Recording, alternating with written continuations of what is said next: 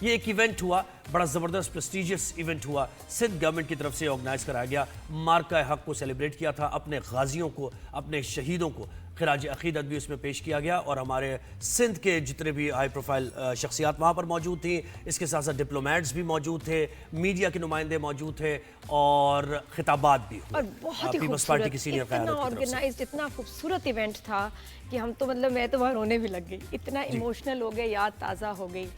مارکہ حق کی، کیا بات ہے۔ اور وہ بہت پیاری اس میں جو ویڈیوز چلی، ڈاکیومنٹریز چلی، بریف بنی ہوئی تھی، ہوسٹنگ، سارے وہ جو خطاب کیا سندھ حکومت اور مارکہ حق کے دوران وہ جو آپ نے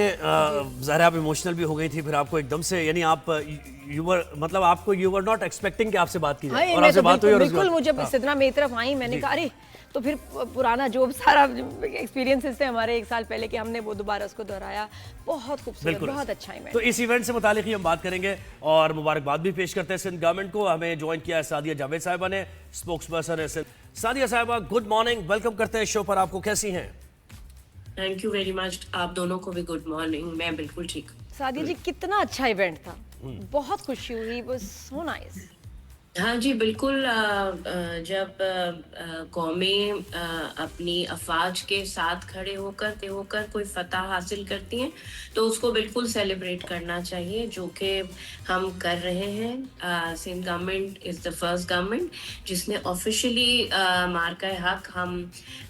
سیلیبریٹ کر رہے ہیں۔ کل جس کی سیلیبریشن کا آغاز ہوا، آپ بھی اس تقریب کا حصہ تھے دونوں، تو اس کے بعد اب ایسے ہی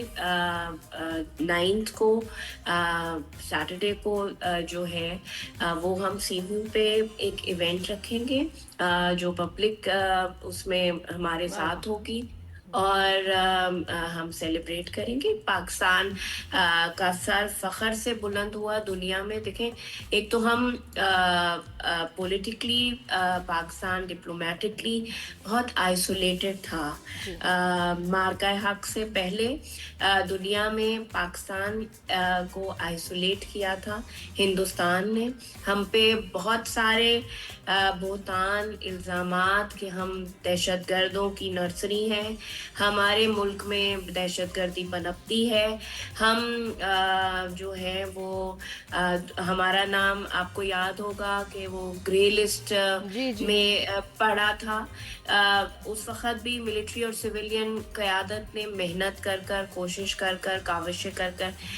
پاکستان کا نام نکالا، اور پھر اس کے بعد جب یہ مارکہ حق کا وقت آیا 1 سال پہلے آج سے، تو پاکستان آئسولیٹڈ تھا، ہندوستان نے ہم پہ حملہ کیا تھا، اور اس کا میں ہمیشہ کہتی ہوں کہ ہندوستان کا یہ خیال تھا کہ کیونکہ میں دنیا میں ہر چیز میں بڑا ہوں، میں پہلی جمہوریت ہوں، سب سے بڑا میڈیا انڈسٹری میری ہے، میرے پاس فائنینشلی میں بہت اسٹرانگ ہوں، تو میں پاکستان جیسے چھوٹے ملک کو تو کھا جاؤں گا۔ وہ تو اسی نیت سے اس ملک میں لینڈ کیا، اور نادیہ آپ کو یاد ہوگا کہ ہم ٹیلی ویژن دیکھ رہے تھے اور وہ کس طرح لاہور میں بھی ہماری کوئی پورٹ بن گئی تھی، بالکل اس کو بھی تباہ کر دیا۔ ارے سعدیہ جی، مجھے وہ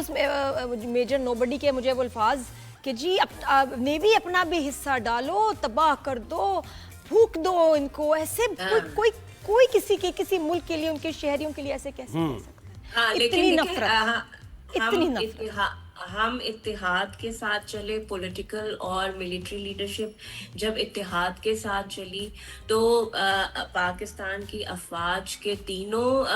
پاک آرمی، نیوی، ایئر فورس نے مل کر یہ جنگ لڑی، اور اسی طرح پولیٹیکل قیادت نے ڈپلومیٹک فرنٹ پر، میڈیا پر، چیئرمین پاکستان پیپلز پارٹی بلاول بھٹو زردائی صاحب نے اس وقت ایک ڈیلیگیشن ہیڈ کیا، پوری دنیا میں گئے، ہم نے بتایا کہ ہم جنگ چاہتے نہیں تھے، ہم پہ مسلط کی گئی، اور ہم نے اس کو ذمہ داری، جو ہم نے جنگ لڑی بھی،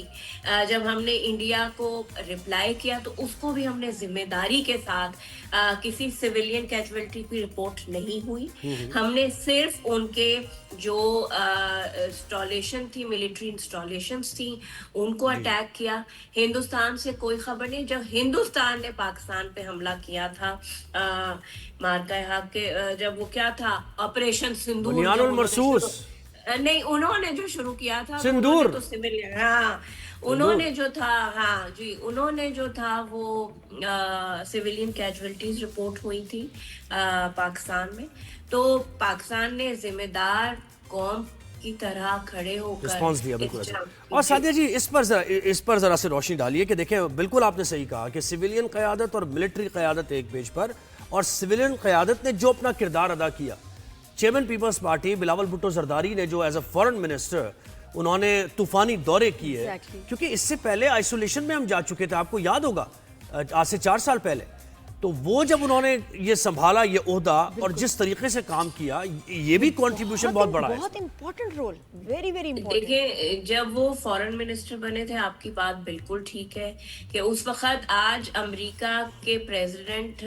कभी प्राइम मिनिस्टर ऑफ पाकिस्तान का शुक्रिया अदा करते हैं,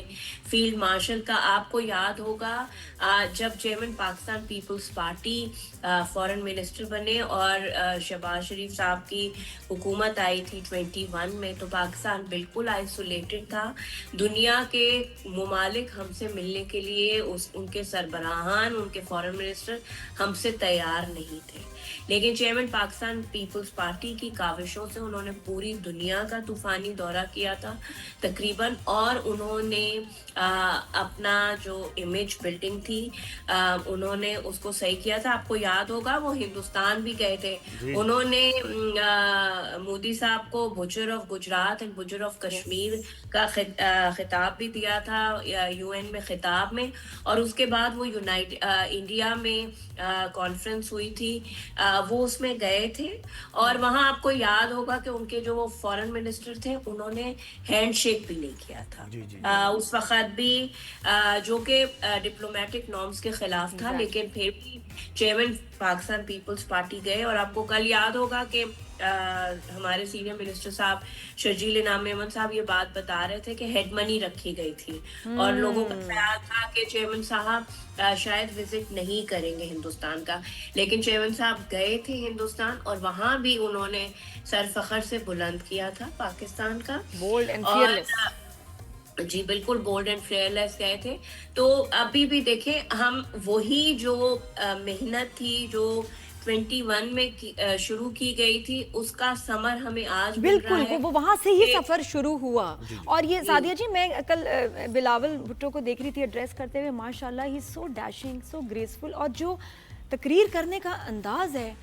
reminded me of Zulfikar Ali Bhutto. और मुझे बिल्कुल एक लम्हा तो ऐसे लगा कि जैसे वो एड्रेस कर रहे हैं, माशाल्लाह इतनी रिजेम्बलेंस है, और तकरीर करने का अंदाज इतना मिलने लगा है माशाल्लाह कि इट्स इनक्रेडिबल। बस, और दूसरा ये कि देखें ना, आज हम सिर्फ इस पे कि मार्का हक हम उसमें फतह याब हुए नहीं, ईरान और अमेरिका जो इतने बड़े दिहाइयों की दुश्मनी, जो कभी लीडरशिप डायरेक्ट नहीं बैठी थी, पाकिस्तान की काविशों से,